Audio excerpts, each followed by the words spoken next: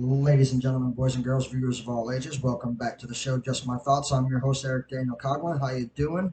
I had to clarify a few things on the last episode. We played a neat little game, 1, 2, 3s of the ABC. So what we're gonna do is we're gonna clean that game up, and we're going to lay down some rules for that game next time we play. For now on, I'm only gonna give you one band per letter, make it a little easier on myself because I struggled to get through that game, and we're gonna do some classifications. We'll start doing that. Make it simpler and give me time to have video feed for you guys. And another thing we're going to do is we're going to leave the music off because after I rewatched the episode myself, I was like, well, you can kind of hear what I'm saying, and then you kind of can't hear what I'm saying. Um, and I think a lot of that had to do with the reverb on the speakers. So unfortunately, we're going to have to keep the speakers out of the situation, which again make the game challenging on me.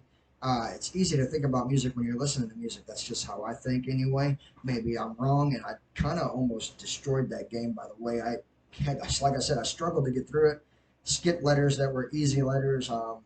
Like I said, I was super disappointed in myself when I went back and rewatched it. Yeah, I do that. I create an episode and then I rewatch the episode that I just created. That's just kind of how I do things. That's who I am. It's what I do. I'm super duper sorry that I do that. Not really, because it's not going to change. I'm going to always do that. I'm going to rewatch this episode when we're done. How you doing? So that being said, on today's Thought Tracker, this is what we're going to do. Several episodes ago, maybe a month ago, we had talked about the goats of the sports world, right? We talked about Michael Jordan, we talked about Muhammad Ali, we talked about Tom Brady, and we talked about Shawn Michaels. And I'm not exactly sure. Oh yeah, it was. I gave the credibility of Derek Jeter being the goat of baseball, right? All right. So today I thought what would be interesting was what if we did the flops, the top five flops of each respected, sport. Well, not top five, but the number one flop of each respected sport. So that would be like the worst boxer I've ever seen box in my life. And I don't really know who I'd give that title to, but I do know who I would give the title to if we're talking UFC, which I already claimed that UFC was not a sport, so I can't believe I'm going to do this, but I'm going to do this anyway. Um, I'd say the worst fighter.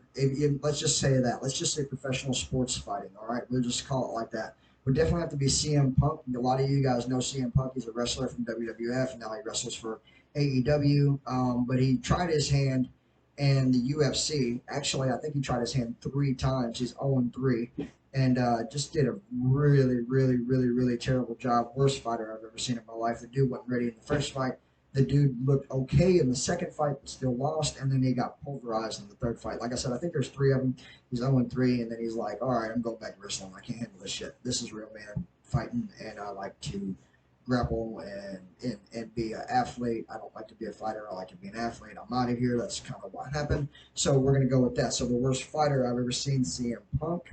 We're going to talk about the worst quarterback of all time. If he's not listed as the worst quarterback of all time on everybody's list, I think everybody's list is jeopardized because I'm going to tell you the worst quarterback I've ever seen in my life would definitely have to be Mark Sanchez. That's right, butt fumble. Look, you don't get a nickname like butt fumble and not become the worst ever of all time. How do you run into your own fucking lead blocker and fumble the ball in the process? I just gotta call it like I see it. Worst quarterback and worst NFL football player I've ever seen in my life, Mark Sanchez. You want to know a sad fact? Mark Sanchez came to the Bears late in his career.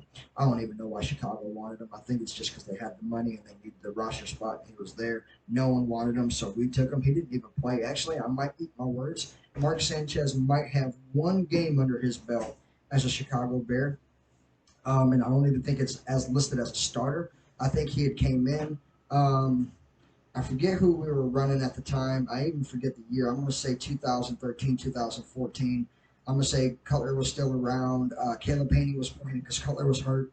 And I'm going to say Mark Sanchez stepped in for Caleb Haney because, second worst quarterback of NFL history is Caleb Haney. If you didn't know that, you know that now. You heard it from me first. Erick Coughlin, how you doing? Caleb Haney killed us in 2012 whenever we represented the NFC. We were an NFC championship game, and we could have won, and we should have won, and we should have beat the Packers, and we should have played in the Super Bowl, but we didn't, and that's all because of Caleb Haney. How you doing? So that being said, I'm not just ripping on Caleb. I'm actually ripping on butt fumble. But like I said, I had to realign in my head what I think happened. I think it was 2014, 2015. I think it was because he stepped in for Caleb Haney. So, like I said, one game underneath his belt, and might have even played fairly good. If you look up his numbers, it might be something like 16 and 27, 236 yards, touchdown, two interceptions. Might look like Caleb Haney numbers, but it was Mark Sanchez. How you doing? Worst football player I've ever seen. So that being said, we just knocked out the fight world, the professional world of fighting.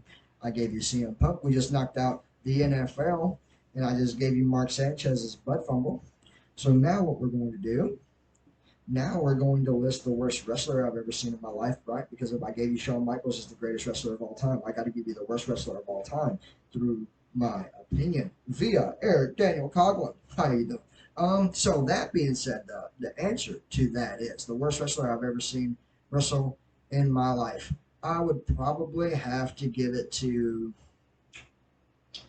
Chavo Guerrero, which is completely crazy, right? Because Eddie Guerrero is actually my second favorite wrestler of all time. I love Eddie Guerrero. I talk about how Eddie Guerrero revolutionized wrestling. But that being said, his fucking nephew was trash. Worst wrestler I've ever seen, Chavo. You are a disgrace to all Guerreros in the world. Sorry if you don't think that you are, because I'm not even a Guerrero, and I definitely think that you are. Trash, Chavo Guerrero. All right, now, so we did wrestling, and we're going to do baseball. Worst baseball player I've ever seen? I got an idea for you. The worst baseball player I've ever seen in my life is every Chicago Cubs roster. I'm just kidding. No, I'm not. Yes, I am. No, I'm not. Cubs suck. What, Eric? Chill out. Oh, yeah, I can't chill out because they suck. What do you mean they suck? I mean, I'm not a Cubs fan. So I'm sorry for all you Cubs fans out there. I'm sorry that you guys think you have a really good franchise. And I'm also sorry that I even said that your whole roster sucked, your entire fandom. But I'm not sorry because I think that's true. However, that is not my answer for the worst baseball player I've ever seen play. That's kind of a tough question because I was only a fan from about 2005 to about 2009, about 4 years of professional baseball fandom. And that's like watching every game that I could possibly watch. With 182 games, it's hard to watch every game, and I will never do that. Even if I was like a diehard fan, I would never do that. So just keep that in mind. I'm just like a avid fan, if you will, if that's what you want to say. I might try to catch like 45 baseball games, and that's only if the Sox are really doing good. Secretly told, I only really want to pay attention to the playoffs. So if you don't make playoffs, I'm not paying attention to you.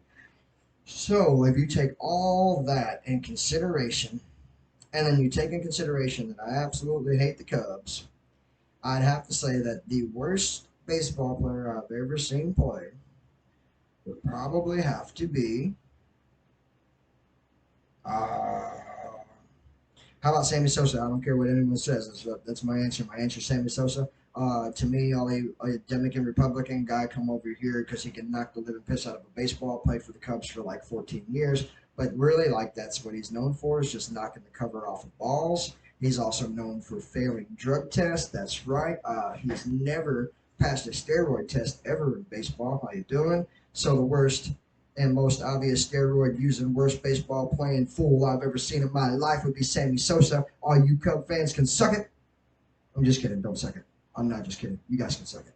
All right. Just kidding. Now, that being said, we are going to bring up the worst basketball player I've ever seen in my life. Now, this is a very, very, very interesting topic because unlike baseball, I'm super heavy into basketball. It's my favorite sport. I love the NBA. I have been a crazy NBA fan probably since the age of 10. And so that's 25 years of craziness and fandom and loving the Chicago Bulls and watching a lot of Grizzlies games because I grew up down here in Corinth, Mississippi, and catching every championship because everyone wants to know who the champs are. So all that taken in consideration, all that, I have to say, probably the worst basketball player I ever seen play was actually a worldwide famous guy, and he played for like 11 years. And his name is Sean Merriman. What? What? Nothing. I'm gonna talk about Sean Merriman being the worst basketball player I've ever seen in my life. How you doing? I've seen a lot of great ones. I've seen a lot of terrible ones. But I ain't never quite seen anything like Sean Merriman. The dude don't even look like he belongs on the court. He looks like he was playing the wrong sport his entire career. Sure, he can crash the boards. He can get some rebounds. Sure, he can make the easy layups. But have you ever seen the guy shoot a free throw? Or even any kind of shot for that matter? His form was off. His jump was off. He just looked like a fucking fish flopping on the deck of, anywhere on the court. I don't care where he's at on the court. If he's shooting, he looks wrong. He looks like a fish out of water. Worst basketball player I've ever seen in my life. I'll say it again. Sean Merriman. How you doing? How you doing? How you doing? And I think he's actually an ex-champion too. I think Sean Merriman helped. I think he helped the Suns. I don't know if the Suns won a championship that year or not. I don't know. I think the Suns have a championship with Sean Merriman being on that team. I think so. Um, or maybe I'm thinking of 2012. Maybe Sean Merriman eventually became a Dallas Maverick and played with Dirk Nowitzki and helped Dirk Nowitzki win his only title. I think that might be what I'm thinking about. Um, but either which way, and Amari Stoudemire was down there too, actually. If I'm thinking of the right championship team, if I'm thinking of the right team, I think Sean Merriman and I think Amari Stoudemire were on the same team with Dirk Nowitzki in 2012 for the Dallas Mavericks. I could be completely wrong, but I'm not wrong about what I'm saying. Sean Merriman is trash, was trash. How you doing? So we covered the NFL, we covered the MLB, we covered the NBA, we covered the professional world of fighting, we covered professional wrestling, and I think that pretty much sums it up because when I made my GOAT list, that's pretty much where I labeled out and did all my homework for my GOATs. So I think that sums up all the piss poor athletes I've seen in my life, or the worst athletes, professional athletes I've ever seen in my life. How you doing? And we're running at around 12 minutes. You know what that means? That means we got something cooking on the back burner.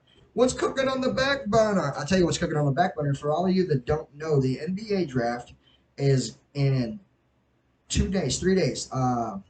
June 22nd, we have the NBA draft, and draft order's already been selected. We did that like a month ago, maybe even a little bit longer than a month ago. I'm not quite sure, but so the interesting is with the way the draft works is just like the NFL draft, just like baseball, just like hockey. Um, Even if your team doesn't isn't projected to have a pick, doesn't mean that you won't necessarily get a pick, right? So, like for instance, what I'm talking about is all year long they've been talking about hoop rap about the Bulls trying to work out a deal to get that number 3 pick. They've been talking about moving away from Kobe White. For all of you that don't know, I'm telling you now, and I've been telling you for like months now. Actually, I repeat myself when I say this. Do not expect Kobe White to be on the team next year. Everything that I read, everything that I do my research on, it all leads for Kobe White heading down the road to a new team.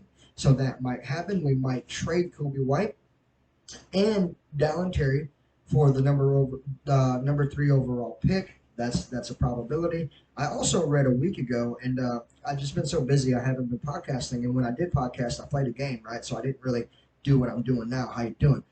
So I read about a week ago that the Bulls are interested in seeing their worth in DeMar DeRozan. So nothing that I read said anything about DeMar DeRozan and Kobe White packaging in a deal, right? Because this is the reason why. You could probably make an argument. You could probably say that DeMar DeRozan might be our most valuable player, so he's going to be by himself a hot ticket. So then, and then if you package, like I said, if you package Dallin Terry with Kobe White, that actually strengthens Kobe White's value, right? So then we're looking at 3 guys already being talked about and have been being talked about for about 3 months now about being traded. They're looking forward to first of all, great news for all Bulls fans. For all you that don't know that I do know, they're already working out situations to make the salary to keep Nikola Vucevic. Nikola Vucevic is not planned to leave Chicago, and that is the truth. You heard it from me first. So whenever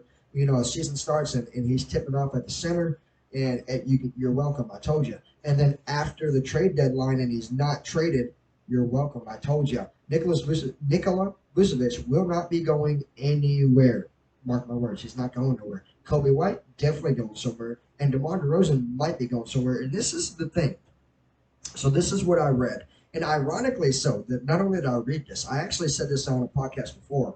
And if it wasn't on the podcast, maybe it was on my Facebook fan page I created for the show. But I had made a statement that the Bulls should be all in for D'Angelo Russell, knowing that we need a point guard, knowing that we're trading Kobe White, knowing that Lonzo Ball will not be back next year or even the year after, because then his contract's going to be going up. We're not going to waste our time waiting for him to get healthy. We didn't give Derrick Rose time. We're not giving Lonzo Ball time. Mark my words. We are looking for that piece. We are looking for the guy that stands next to Zach LaVine, matches everything Zach LaVine does through energy and through the point system, and also feeding Nikola Vucevic the ball. So whenever DeMar DeRozan got the ball all year last year, now it will be Nikola Vucevic getting the ball all year this year, with the addition of, if we're lucky and if LA says yes. This is what I read a week ago. I read Chicago Bulls offer up DeMar DeRozan.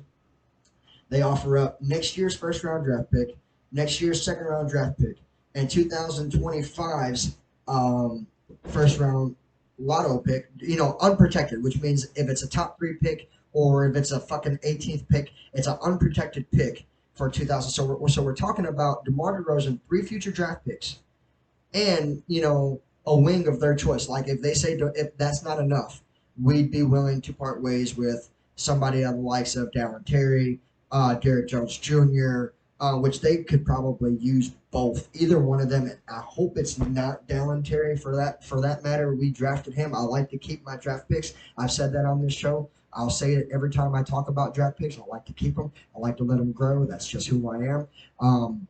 So for the thing is for D'Angelo Russell.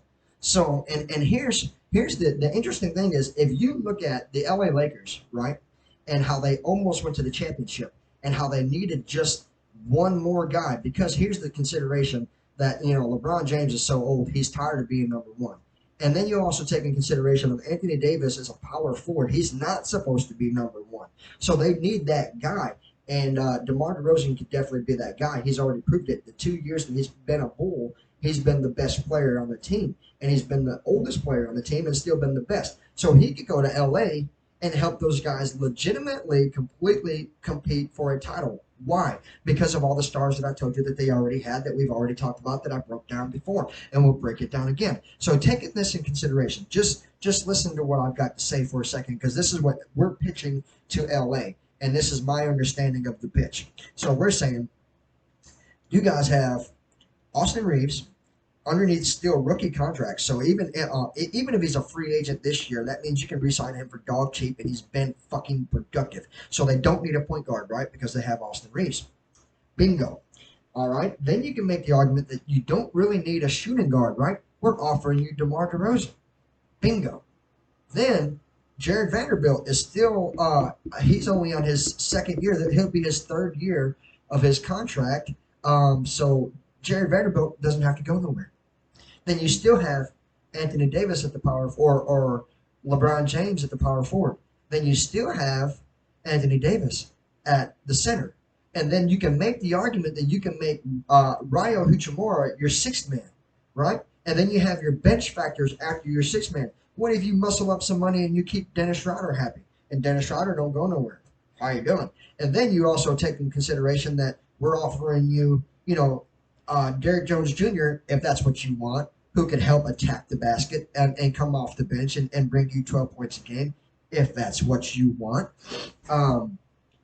And likewise, excuse me, I got a little close to the mic. But Ryo Hachimura can make an argument of case that he could start the power forward next year and LeBron James be the Lakers' sixth man, since he's so tired, since he's so old, since he's so aged. What if they say, okay, play half the game from the third all the way to the fourth. You get the third and fourth quarter to yourself. We're going to let Ryo Hachimura, take care of the first half. If he does that all year long, then he doesn't get tired. Then he can wrap up about 26 points coming off the bench, all year long, with about 8 rebounds, with about 6 assists, with probably 2 steals, with a block. I mean, we're talking about freaking LeBron James, for crying out loud. And we're talking about limiting his play time to half of what he's used to. That means his production would go up, not down. You're taking all the tiredness away. So if they were to agree and play ball with Chicago, I'm just saying this because I'm a Bulls fan, and I'm also saying this because I know that I need a point guard, and I also know that D'Angelo Russell is in the top 10 point guards in the league. So do I need a small forward? No. Do I absolutely have to keep DeMar DeRozan? No. If anybody is okay to go, DeMar DeRozan's on that list with Kobe White. I'm just saying. Who's not okay to go? We have to keep Patrick Williams. Have to keep Vooch. Have to keep Io DeSumo. You're adding D'Angelo Russell a possibility. Still have Zach LaVine. Still got Andre Drummond. Still got Derrick Jones Jr. Still got a young player, Dallin Terry, if the Lakers don't want him. And if they do want Derrick Jones Jr., I'm okay with that because of Dallin Terry. How you doing? So I'm just saying, with everything that I've been reading, the Bulls are definitely going to change, and it could start by as soon as June 22nd, the NBA draft. That's what we've been talking about. That's what I brought up. I only brought it up to let you guys know there's going to be a lot of changes to a lot of teams. It's not just going to be the rookies coming in that are going to be changing franchises. It's also the opportunity of franchises having worth in players that they no longer need because of a different game plan, right? Again, a game scheme, game plan, things that they want to do with their franchises. They have the open opportunity to do that during draft night. And you think about like this too. So we all know Kobe White is out the door, but we don't know where he's going to go, right? We don't even know if we're going to get that number 3 draft pick, and I don't even know if I want that number 3 draft pick. I don't want a handful of youth. All right, I look at the Chicago Bulls roster and I already see youth. I don't want no more than what I already have. Which means if I'm bringing guys in, I'm bringing guys in that can compete for high ranking numbers. Guys like, D'Angelo Russell coming in because I seriously need a point guard. Not that I don't love Io DeSumo. I've been on record and said that I love Io, and I'm going to say it again. I love Io. But he's a bench point guard at best. That's just what he is. And he's a damn good one. So I'm good with that. Check it out, man. I'm repping a new Sprite today. The tropical Sprites tastes like a mouthful of Skittles. No joke. I'm not lying to you. It's what, to me, it's what it tastes like. Tastes like Skittles. Very fond of it, and I'm not even a big Sprite drinker, so that's how good it is. I'll say back to what we're talking about though. Not only do I need a point guard, and I understand that I need a point guard, I also understand that I got a point guard that's pretty damn good that might get me something that I need. And I've already read on this, and I've already talked about this once, and I'll talk about this again. So, another proposed trade out there that's very valuable and very needy and probably should be done. I think this is the deal with Kobe. I think Kobe White, also with Dallin Terry, also with a 2024 first round unprotected draft pick, goes for Gordon Hayward, which brings him in to play small forward, which tells me one thing. So if this is what happens, so if we're going to make the trade for Kobe and we're going to bring in Gordon Hayward, it also makes sense that we feel like in our hearts that we have everything it takes to possess to trade DeMar DeRozan and pick up D'Angelo Russell. So then let me tell you what has been proposed, and this is not me making this up. You can Google this stuff. You can fucking research. I mean, you don't always have to listen to somebody talk, right? You just do it your damn self. How much do you love your team? I love my team a lot, so I make it my homework. And this is what I've read. And this is the proposed new roster. So starting point guard, D'Angelo Russell. Starting shooting guard, Zach LaVine. Starting small forward, Gordon Hayward. Starting power forward is going to be Patrick Williams coming back to the starter. And then Nikola Vucevic. Boom. And then your 6th man is probably going to be Io DeSumo, obviously. He's going to be 6th man. He's the best player we got at that position. And then, you're going to have Alex Caruso, shooting guard, because he's still underneath contract. And I absolutely love Captain Caruso, number 6. You're my man, but you're not. You're going to stop me from winning the championship if I start you. You have to come off the bench with Io. Io needs your help. And that being said, could you just imagine how well both of these guys shoot the 3 ball and how well both of these guys play defense? They can lock down anybody's point guards or shooting guards coming off of anybody's bench. We will have the strongest bench next year if these guys become tag team duos. That being said, then Dallin Terry gets playing time if he doesn't get traded, because I think it's going to be Derrick Jones Jr. and not Dallin Terry. I think the only reason why Derrick Jones Jr. signed that, player options because we promised him to move him out to a bigger contract. And I think that's what's going on. That's what I read, and that's what I've researched, and that's what I believe in my heart's going to happen. So, Dallin Terry, since we drafted you, since you're cheap, you now get playing time with two of the best bench guards in the NBA. How you doing? And then you ask yourself, well, what are you going to do about the rest of your squad? How are you going to fill out? Well, we fill out through free agency. We're going to pick up, a reliable power forward. Maybe not a starter like I want, but maybe I don't need one as bad as I think I do, because I tell you, Patrick can hold his own. So I think that's going to happen. I do think we're going to pick up, a power forward. I think he's going to compete for the starting job, but I think he's essentially going to lose it to Patrick Williams. I haven't seen no names, just positions. But like I said, I've been saying all year, I would love to take Dwight Powell. I would love to take, I'd take a shot at Jacob Portal.